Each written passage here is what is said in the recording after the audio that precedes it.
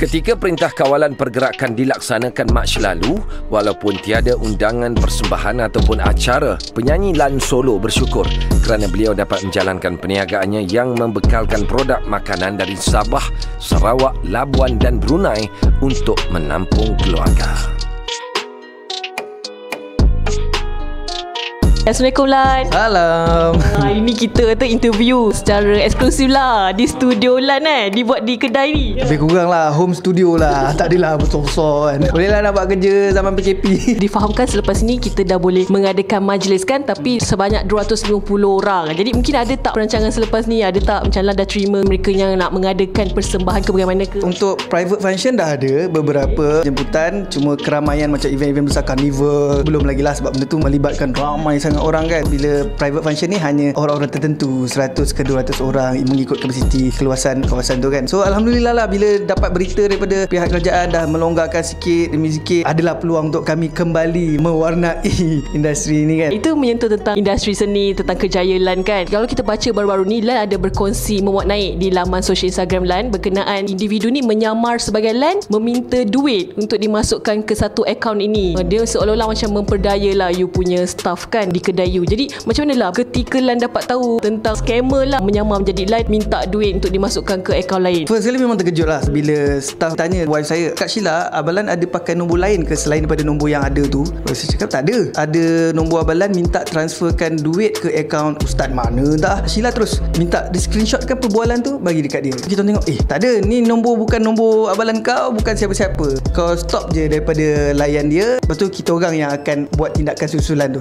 Tindakan susulan tu pula bukanlah kita orang nak mengaibkan dia, bukanlah nak mencari dia, bukan nak pergi menyerang dia ke apa. Saya keluarkan screenshot tu, tak nak orang lain pula terpedaya dengan cara tu, dan tak nak nama saya terpalit kan. Orang minta gunakan profil WhatsApp saya, minta duit itu, duit ini, tapi dia sangat licik lah bagi saya. Dia pandai lah dia menggunakan maklumat tu, dan timing dia macam kena sangat. Dah lah staff saya staff baru, lepas tu dia minta pula transferkan duit ke akaun ni. Konon-kononnya Lan Solo punya hutang. Nasib baiklah staff saya cakap dia tak ada password akaun semua, nak transfer macam mana? Dia boleh minta pula, transferkanlah duit awak dulu. Ibarat macam saya minta, tolong pakai duit kau dulu, nanti aku bayar balik. Dia pun hampir terpedaya. Kebetulan bila lepas saya dah up screenshot tu, ramai pula yang DM. Ada juga yang kena benda yang sama dan nombor yang sama. Oh, saya cakap ini bukan orang biasa ni. Dia dah biasa buat kerja-kerja ni. Zaman PKP ramai yang susah, ramai yang terjejas pendapatan. Tapi ini bukan cara dia untuk kita mencari pendapatan. Nak bagi anak bini makan kot. Janganlah macam tu. Cari jalan yang halal lah. Kalau kita tengok nyaris Lan kehilangan sebanyak 1,350. Jadi macam mana lah bila mereka ni licik lah menggunakan gambar Lan sendiri? Kalau nak ikutkan Lan kata sama dengan WhatsApp Lan juga kan. Modus operandi ni bijak lah. Saya pun tak boleh nak buat macam mana, sebab gambar-gambar selebriti kan memang di mana-mana saja ada gambar yang sama. Kalau gambar yang post kadang saya tengok cantik, saya pakai juga untuk WhatsApp. Kebetulan nak dijadikan cerita tu, benda tu sama. Apa yang boleh kita orang melakukan adalah kita orang sentiasa berhati-hatilah untuk memastikan benda-benda ni tak berlaku lagi lah. Dan saya juga baca di caption Lan mengatakan Lan dah ada maklumat beliau, jangan sampai aku cari. Apa Lan boleh komen bila memang nak cari betul lah siapa scammer ni? Untuk orang berniaga sebenarnya RM1 tu pun besar tau, sebab kita nak kira untung tu, margin dia tak adalah besar mana. Tapi kita mencari, bila amount 1,300 tu sangat besar. Saya memang dalam keadaan marah, tapi masih rasional lah. Saya hanya marah untuk memastikan yang dia tu stop buat kerja-kerja tu, dan pihak kita orang cuba menghubungi dan tak dapat telefon pun. Tak apa, kita hold dulu benda ni, kita relax, kita tengok apa tindakan selanjutnya. Pada semua yang penonton yang tahu kisah-kisah macam ni, kalau boleh lebih berhati-hati, jangan dedahkan semua maklumat peribadi, especially nama dan nombor IC. Gambar tu kita tak boleh buat apa lah, sebab kadang-kadang kita ada media sosial yang kita up sana up sini kan. Benda tu di luar bidang kuasa kita untuk mengawal. Hati-hati je lah. Sekali mungkin ada pesanan buat scammer tu ke, ataupun mereka-mereka ni yang tidak bertanggungjawab lah, sewenang-wenang yang menggunakan nama menipu lah. Pernah kenal tak syurga dan neraka? Kau buat baik daripada buat jahat, janganlah sekali. Janganlah sampai merangkak dekat sana nanti.